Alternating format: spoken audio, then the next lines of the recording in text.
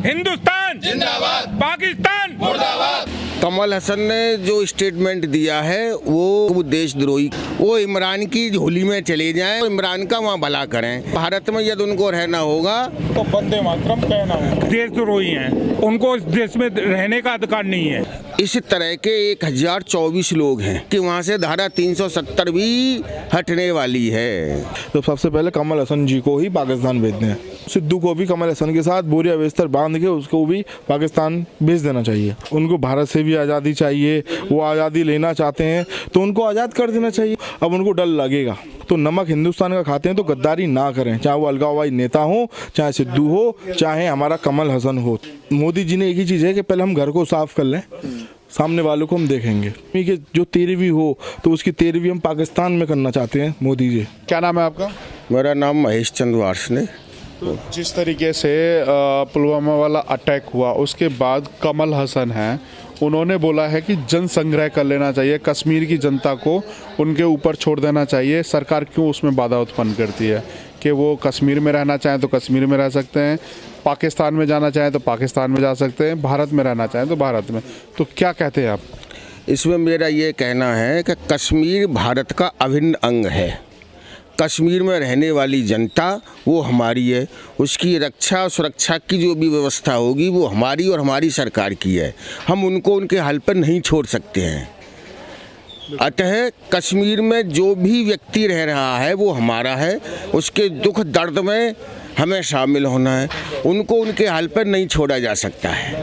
कमल हसन कहते हैं कि सरकार को इस पर छोड़ देना चाहिए, तो कमल हसन के लिए आपको क्या कहेंगे? कमल हसन ने जो स्टेटमेंट दिया है वो उस स्टेटमेंट को मैं ये कहना चाहूँगा कि वो देशद्रोही की संज्ञा में आना चाहिए और उस पर कार्रवाई भी होनी चाहिए। भारत में रहने वाले व्यक्ति को हम क्यों उसके अपने हाल पे छोड़ दें? सरकार किस लिए होती है? प्रधानमंत्री सरकारें क्यों होती हैं? वो हमारे लिए रक्षा सुरक्षा के लिए होती है। जो भी पीड़ा हमें होगी वो उसको दूर करेंगे। कहीं ना कहीं सिद्धू भी कहते हैं, कहीं ना कहीं उनके अंदर भी पाकिस्तान वाला प्यार पनपता है। और उसके बाद आज कह रहे हैं कि जिस तरीके से न्यूज़ ने और बाकी चैनल्स ने दिखाया कि मुझे टीवी से निकाल दिया गया है, सोनी के शो से, तो कह रहे हैं कि मैंने वहाँ से छुट्टी ली थी, बजट पेश होना था पंजाब का, तो मैंने उसके लिए छुट्टी ली गई थी। तो उस पर आपका क्या राय होगी? मैं तो बड़े भाई सिद्धू के लिए कहना चाहूँगा कि उनका जो इमरान के प्रति प्रेम है वो इमरान की झोली में चले जाएं, उसके देश में चले जाएं, उसके बगल में बैठ जाएं और इमरान का वहाँ भला करें।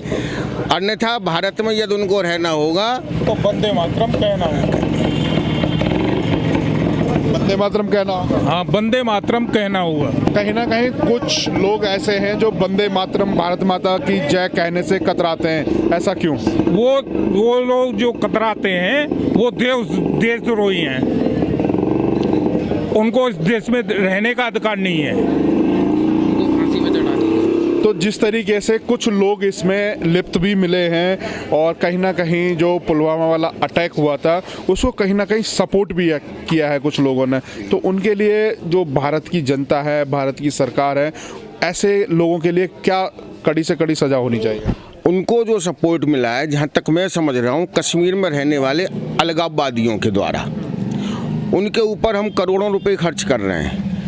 प्रथम तो मैं मोदी जी से, सरकार से यह कहना चाहूँगा कि उनकी जो भी भारत सरकार रक्षा कर रही है या सिक्योरिटी दे रही है वो वापस होनी चाहिए। सुरक्षा हटा ली गई है उनसे, वाहन जो थे वो हटा ले गए। 5 लोग उन्होंने नोटिफाई किए थे तो उनको हटा ले गया। अभी जो उनके पॉपुलर नेता हैं गिलानी साहब, वो बचे हैं, अभी उनकी जांच चल रही है। तो क्या सभी अलगाववादियों को बिल्कुल सुरक्षा हटा लेनी चाहिए, उनसे जो भी सरकारी सुविधा है वो ले लेनी चाहिए वापस? कश्मीर में इस तरह के 1024 लोग हैं, 1045 हों, 24 हों, जिनको हमारी भारत सरकार सुरक्षा दे रही है। इनके ऊपर करोड़ों रुपए खर्च कर रहे हैं, चाहे वो गिलानी है चाहे वो कोई भी हो, सबसे सुरक्षा हटा लेनी चाहिए। वहाँ का एक आम नागरिक उनको बना के छोड़ दिया जाए। और वहाँ कश्मीर में जो कुछ भी हो रहा है इन अलगाववादियों की वजह से ही हो रहा है। मैदानी लोग, हम लोग टैक्स देते हैं सरकार को और वो हमारा टैक्स सीधे सीधे इनके ऊपर खर्चा होता है। क्यों? और मैं एक कदम आगे बढ़ के ये कहना चाहूँगा कि वहाँ जो धारा 370 लगी हुई है, यदि वो हट जाती है तो हम लोग यदि वहाँ जाएंगे तो निश्चित रूप से कश्मीर अमल चैन में आएगा।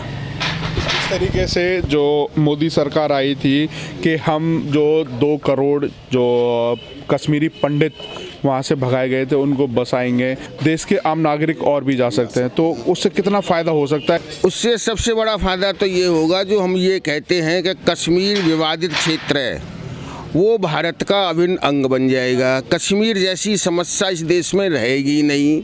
ये हम लोगों ने, जो हमारे पूर्व के जो नेता रहे, चाहे वो कोई भी पार्टी रही, सिर्फ अपने को प्रधानमंत्री बनाने के लिए इस तरह की समस्याएं पैदा की। लेकिन अब ये समस्या नहीं है, आम जनता जानती है, हर व्यक्ति जानता है, और एक छोटा सा बच्चा भी ये जागरूक है कि कश्मीर हमारा अभिन्न अंग है। मर जाएंगे, मिट जाएंगे, लेकिन उसको जाने नहीं देंगे, उस पर आँच नहीं आने देंगे। जिस तरीके से आप कह रहे हैं अभिन्न अंग है, और उधर POK है, पाकिस्तान ऑक्यूपाई कश्मीर, उसमें कमल हसन कह देते हैं कि वो तो आज़ाद कश्मीर है। वो गलत कह रहे हैं। यदि वो आज़ाद कश्मीर है तो ये भारत का आज़ाद नहीं बल्कि अभिन्न अंग है। ये भारत के नक्शा में जुड़ा हुआ है, इसलिए कश्मीर ये हमारा है। और कमल हसन जो कहते हैं उनको ये हम बता दें, यदि उनकी यही राग रही तो वो जो POK समर्थित जो कश्मीर है, जो अंडर में है, वो भी कश्मीर हमारा है, उसे भी हम लेके रहेंगे। वो भी लेके रहेंगे। तो क्या लगता है कि मोदी सरकार उसे वापस ले पाएगी? निश्चित रूप से मोदी जी ने वो व्यवस्था बना दी है, अंतर्राष्ट्रीय स्तर पर अपनी वो पहचान बना ली है कि ये कश्मीर का विवाद निश्चित रूप से वो ख़त्म करके जाएंगे। और अगली और बता दूं, ये बातें कहने के लिए नहीं होती है। जहाँ तक मुझे ये विश्वस्त सूत्रों से पता पड़ा है कि वहाँ से धारा 370 भी हटने वाली है। हटने वाली है या हट रही है? हट रही है, हाँ, हट रही है। वंदे मातरम, वंदे मातरम, वंदे मातरम। हिंदुस्तान जिंदाबाद, हिंदुस्तान जिंदाबाद, पाकिस्तान मुर्दाबाद, पाकिस्तान मुर्दाबाद, पाकिस्तान मुर्दाबाद। क्या नाम है आपका? मेरा नाम हिमांशु गुप्ता है। कहाँ से हैं आप? मैं मथुरा जिले का माड़ तहसील के बाजना कस्बे का रहने वाला हूँ। अच्छा, जिस तरीके से कमल हसन का जो बयान आया है कि जन संग्रह कर लेना चाहिए कश्मीर के अंदर, सरकार क्यों डरती है इससे, तो क्या कहते हैं आप इस? देखिए, जन संग्रह कमल हसन को अगर करना है, कमल हसन खुद तय कर ले उनको भारत में रहना है या पाकिस्तान में रहना है, क्योंकि उनको इतनी शर्म आनी चाहिए। जिस भारत ने उनको इतना कुछ दिया, नाम दिया, पैसा दिया, सम्मान दिया, सर आँखों पे कमल हसन को बिठाया, इस देश का उन्होंने नमक खाया है। अगर वो ऐसी बात करेंगे तो वो बहुत, मैं समझता हूँ, बहुत अच्छे एक्टर्स हैं और हिंदुस्तान उनको देखता है, उनकी आवाज़ को सुनता है, उनकी फिल्मों को भी देखता है। तो अगर वो चाहते हैं पाकिस्तान जाना, अगर वो कहते हैं कि कश्मीर की नागरिकों को खुद तय करना चाहिए कि पाकिस्तान में रहें या हिंदुस्तान में, कमल हसन जी पहले आप खुद तय कर लो कि आप पाकिस्तान में रहना चाहते हो या हिंदुस्तान में। जिस तरीके से कमल हसन चाहते हैं कि वहाँ पर जो नागरिक हैं उनके ऊपर छोड़ देना चाहिए कि वो कहाँ रहना चाहते हैं, तो उस बात को लेकर के और भी गुटों ने कहीं ना कहीं आवाज़ उठाई थी पहले, तो उसके लिए उन लोगों को क्या बोला जाए? देखिए, सन 1947 में जब हमारा देश आज़ाद हुआ, उसके बाद पाकिस्तान का उदय हुआ, वहाँ हमने एक बार छूट दे दी थी। जिसको पाकिस्तान जाना चाहता था वो चले गए, वो यहाँ रह गए। हिंदुस्तान में हिंदू ज़्यादातर रह गए। लेकिन कमल हसन जी अब 2019 में वो दोहराना चाहते हैं, तो सबसे पहले कमल हसन जी को ही पाकिस्तान भेज दें। अच्छा, जिस तरीके से जो पुलवामा वाले अटैक पे कहीं ना कहीं सिद्धू जी भी कहते हैं जो प्यार उनका कमल हसन की तरह, उनका भी पाकिस्तान की तरफ प्रेम उमड़ता है, तो उसको लेकर क्या विचार है आपका? देखिए, सिद्धू एक ऐसा इंसान है, पाकिस्तान की गाता है और हिंदुस्तान का खाता है, ठीक है। पहले वो भारतीय जनता पार्टी का एक लीडर हुआ करता था। भारतीय जनता पार्टी ने उसकी, कहते हैं कि नब्ज़ को देख लिया था, उसके बाद उसको हमने ही निकाला था। हम आपको बता दें, वो निकला नहीं निकला, अगर हमने निकाला था वो बोलता है कि मैं निकला। देखिए, सबसे पहली चीज़, वो एक सांसद था बीजेपी में, और मुझे लगता है कि भारतीय जनता पार्टी के सांसद को खोएगी। उनको लगा कि ये गद्दार है, इसलिए उसको यहाँ से निकाला, गद्दार पहुँच के कांग्रेस की पार्टी में। अब देखो, आप सिद्धू को सोनी टीवी ने भी भगा दिया है, जबकि वो बोल रहा है कि मेरी जगह अर्चना पूरन सिंह जी को बैठा दिया है। एक बात मैं आपको बता दूं कि जब इंसान हट जाता है तो वही नहीं बोलता कि मुझे हटाया गया है, कि मैं वहाँ से आया हूँ छुट्टी लेके, ठीक है। इसके अलावा उसका अगर पाकिस्तान के ज़्यादा प्रेम है तो मैं ये कहता हूँ सिद्धू को भी कमल हसन के साथ बोरिया बिस्तर बांध के उसको भी पाकिस्तान भेज देना चाहिए। अच्छा, जिस तरीके से जो कश्मीर के लोग हैं, जो कहीं ना कहीं इस जैसे पुलवामा का जो अटैक हुआ उसमें ऐसे जगह कहीं ना कहीं लिप्त मिलते हैं, तो ऐसे लोगों पर जो पत्थरबाज हैं, ऐसे लोगों के लिए सरकार को क्या कानून बनाना चाहिए और ऐसे लोगों से कैसे कड़ी से कड़ी सज़ा देनी चाहिए? देखिए सर, कड़ी से कड़ी सज़ा सीधी सीधी बात है कि उनको आज़ादी चाहिए, ठीक है। उनको भारत से भी आज़ादी चाहिए, वो आज़ादी लेना चाहते हैं तो उनको आज़ाद कर देना चाहिए। सीधी सीधी मैं भाषा में बोलूँ तो, चाहे वो पत्थरबाज हो, चाहे वो पाकिस्तान को सपोर्ट करने वाले वहाँ पे जो आतंकवाद फैलाते हैं, जो हमारे देश का खाके भी गद्दार हैं, उनको आज़ाद कर देना चाहिए। सीधी सीधी कहानी है। जब आप सोचिए कि हरियाणा की गाड़ी का नंबर जो ब्लास्ट किया है पुलवामा में, हरियाणा का नंबर था सुशील जी, वो तो जो हमारे अलगाववादी नेता बैठे हुए हैं उन्हीं की देखरेख में होता है। वो पाकिस्तान के ISI के एजेंट हैं। सीधी सीधी मैं आपको बोलूँ, तरीके से गृह मंत्रालय ने जितने भी जो ISI के एजेंट मान करके ही 5 लोगों से, अलगाववादियों से सुरक्षा और उनके वाहन वापस ले लिए गए, तो उससे क्या उनको मैसेज मिलना चाहिए और कैसा उनको डर पैदा हो रहा है कि इस तरह का कि कुछ ना कुछ सरकार अब कुछ अलग कदम उठाएगी? देखिए, वो सुरक्षा में थे, उनको डर नहीं लगता था सुशील जी, क्योंकि उनको यही लगता था कि सेना हमारी मदद करेगी। जब उन्होंने सेना पे ही अटैक कर दिया तो सेना की सुरक्षा उनसे हटा दी गई है सुशील जी। सीधी सीधी मैं कहूँ, अब उनको डर लगेगा, उनको महसूस होगा कि हमारी सेना कितनी वीर है, वो बहादुर है, उनको महसूस होगा और होना चाहिए। मैं ये कहता हूँ उनको दाना पानी भी, अगर मैं ये कहना चाहता हूँ, अगर हिंदुस्तान का खाते हैं तो नमक हिंदुस्तान का खाते हैं तो गद्दारी ना करें, चाहे वो अलगाववादी नेता हो, चाहे सिद्धू हो, चाहे हमारा कमल हसन हो तुम्हारा। अच्छा, जिस तरीके से अब मोदी जी ने बोला है कि जवान का जो जितने भी जवान शहीद हुए हैं उनकी शहादत व्यर्थ नहीं जाएगी, बिल्कुल नहीं। तो जिस तरीके से पहला जो बदला लेना था, जो अपने कश्मीर में जो छुपे हुए आतंकवादी थे उनको तो मार गिराया है, बाकी के 60 लोगों को और पकड़ा है, उसमें 35 लोग बाहर के मिले हैं, कुछ लोग इंडिया के हैं, तो ऐसे लोगों से कैसे मुकाबला किया जाए? देखिए, पहले हम, मोदी जी ने एक ही चीज़ है कि पहले हम घर को साफ कर लें, सामने वालों को हम देखेंगे। पहले हम 13वीं, जब मैं आपको सीधे से बोलूँ, 13वीं से पहले जो हमारे जवान शहीद हुए हैं, तो मैं मोदी जी से आपके माध्यम से एक गुहार करना चाहता हूँ कि 13वीं से पहले आप देश को जितने भी गद्दार हैं उनको साफ कर लीजिए। उसके 13वीं के जो 13वीं हो तो उसकी 13वीं हम पाकिस्तान में करना चाहते हैं मोदी जी। जिस तरीके से पाकिस्तान में जो आतंकी संगठन पनप रहे हैं, जिस तरीके से पुलवामा में हुआ, फिर उसके बाद कहीं ना कहीं इराक में भी हो जाता है, सेम घटना दोहराई जाती है, तो उन आतंकवादियों के अंदर कोई डर जैसी कोई? देखिए, डर तो होगा नहीं, क्योंकि वो पाकिस्तान उनको दाना पानी रहना सारी चीज़ पाकिस्तान देता है। पाकिस्तान बोलता है कि हम आतंकवाद के खिलाफ हैं, जहाँ तक मुझे पता है कि वो राष्ट्र पे पूरा जो भी विश्व स्तर पे बोलता है कि मैं पाकिस्तान के खिलाफ हैं, जबकि भारत विश्व स्तर पर उनको सबूत दे चुका है कि पाकिस्तान में ही पूरा आतंकवादी संगठन से पनप रहे हैं, चाहे छोटा हो या बड़ा हो, पाकिस्तान उनको खिलाता है, पिलाता है। जिस तरीके से अभी जब सर्च ऑपरेशन चल रहा था, कहीं ना कहीं इंडिया की नज़र थी कश्मीर के, जो ऑक्यूपाई कश्मीर है उस पर भी, तो वहाँ पर करीब 3-4 जगह ऐसी जगह पाई गई जहाँ पर आतंकी संगठन वहाँ पर अपना फल फूल रहे थे, तो उनको कहीं ना कहीं पाकिस्तान की आर्मी के सरेंडर मतलब सुरक्षा में दे करके वहाँ से उनको मूव कराया गया है कि ऐसा ना हो कि कहीं भारत अटैक की प्रक्रिया में तैयार है, कहीं अटैक ना कर दे, इन लोगों को ना मार दिया जाए। तो उसमें कहीं ना कहीं संरक्षण तो पाकिस्तान का है, पूरा संरक्षण पाकिस्तान का है सुशील जी।